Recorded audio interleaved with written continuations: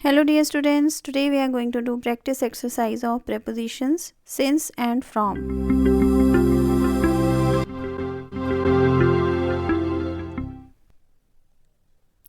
Fill in the blanks with since or from. अभी मैं आपको कुछ sentences दिखाऊंगी जिनमें कि आपको या तो since यूज़ करना होगा या फिर from यूज़ करना होगा. तो चलिए देखते हैं. Number 1, He lived in London dash 1995 to 2015. तो यहाँ पर आपने कौन सी preposition यूज़ करनी है, since यूज़ करनी है या फिर from यूज़ करनी है. यहाँ पर आपने लिखना है from. ओके, क्योंकि हम जब भी to लिखते हैं तो उससे पहले हम फ्रॉम लिखते हैं, सिंस नहीं लिखते हैं. ओके, तो इस रूल को आपने अच्छी तरह से याद रखना है. जब भी आप किसी टाइम पीरियड की बात कर रहे हो कि कोई काम कब से लेकर कब तक चला था, ठीक है, तो वहाँ पर आपने फ्रॉम यूज़ करना होता है, सिंस यूज़ नहीं करना होता है. सिंस कहाँ पर लगाना होता है इसके ऊपर मैंने ऑलरेडी वीडियो बनाया हुआ है जिसे आप देख सकते हैं.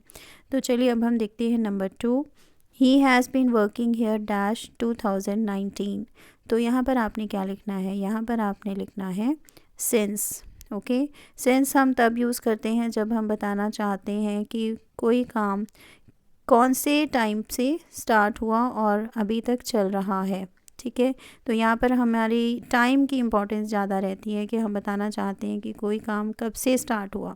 देखिए, अगर आप इसकी जगह फ्रॉम लिखेंगे, he has been working here from 2019, तो वो जो सेंटेंस है वो रॉन्ग हो जाएगा. ठीक है, तो आपने इसे बहुत केयरफुली यूज़ करना है. कभी भी इस तरह के सेंटेंस में आपने फ्रॉम नहीं लिखना है, आपने सिर्फ सिंस ही यूज़ करना होता है.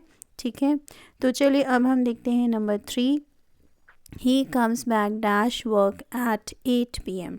तो यहाँ पर आप क्या लिखेंगे, यहाँ पर आप लिखेंगे from. He comes back from work at 8 PM. इसका मीनिंग है कि वह काम से 8 बजे वापस आ जाता है.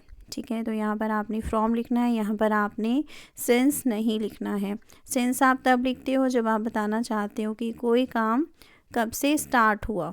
ओके, तो इस तरह के सेंटेंस में आपने फ्रॉम ही लिखना होता है. देखिए, फ्रॉम वर्क लिखा हुआ है, यहाँ पर आप टाइम नहीं बता रहे हो, फ्रॉम के बाद कोई टाइम नहीं बता रहे हो, टाइम उसके बाद लिखा हुआ है. तो इस छोटी छोटी बातों का आपने ध्यान रखना होता है सेंटेंस में. तो अब हम देखते हैं. Number 4, I have not met him dash the farewell party. तो सेंटेंस की जब आप सेंस बनाओगे तब आपको पता चलेगा कि आप किसी टाइम की बात कर रहे हो. यहाँ पर फेयरवेल पार्टी जब हुई थी. ओके, तो ये एक टाइम बता रहे हैं कि मैं उससे फेयरवेल पार्टी के बाद से नहीं मिला हूँ. ओके, तो फेयरवेल पार्टी सिर्फ एक पार्टी की बात नहीं हो रही है यहाँ पर हमें टाइम भी पता चल रहा है कि कौन से टाइम की बात कर रहे हैं. तो इसलिए यहाँ पर आपने सिंस लिखना है, यहाँ पर आपने फ्रॉम नहीं लिखना है. ओके, तो इसका आपने ध्यान रखना है. जब भी इस तरह का सेंटेंस होगा तो आपने वहाँ पर सिंस लिखना है. तो अब हम देखते हैं एक और sentence. She will attend the school dash Monday. तो यहाँ पर सोचिए, यहाँ पर आपने सिंस लिखना है कि फ्रॉम लिखना है. यहाँ पर आपने लिखना है फ्रॉम. ओके, इस सेंटेंस का मीनिंग है कि वह मंडे से स्कूल अटेंड करेगी. अगर आप ये सेंटेंस बनाते, she has not attended the school since Monday, तो इस सेंटेंस का मीनिंग डिफरेंट होता. इसका मीनिंग है कि उसने मंडे से स्कूल अटेंड नहीं किया है. ठीक है, तो दोनों सेंटेंसेस में डिफरेंस है. सो आई होप आपको ये कॉन्सेप्ट अच्छे से क्लियर हो गया है. Thanks for watching, keep learning, see you in the next video.